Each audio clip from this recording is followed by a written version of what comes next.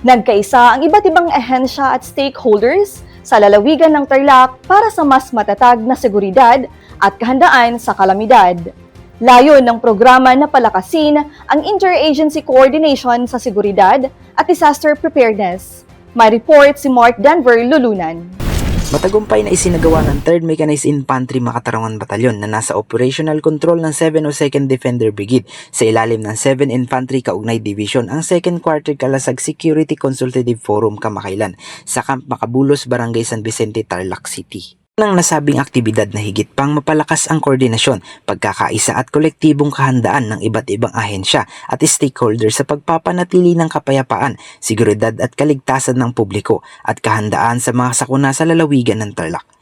Nagsilbi ring mahalagang plataporma ang forum para sa mas malalim na talakayin hinggil sa mga umuusbong na isyu sa seguridad, mga hamon sa disaster response at pagpapaintig ng mga hakbang upang mapanatili ang kaayusan at kaligtasan ng mga mamamayan.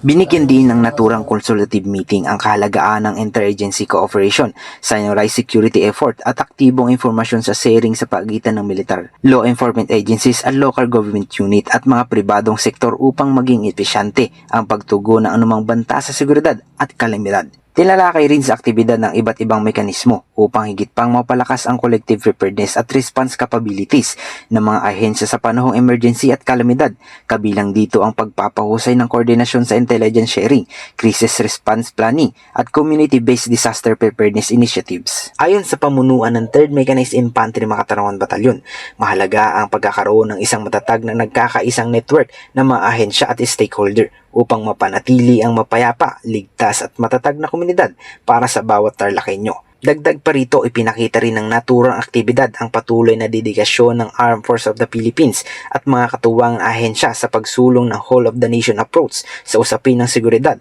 at sustainable na development sa rehiyon.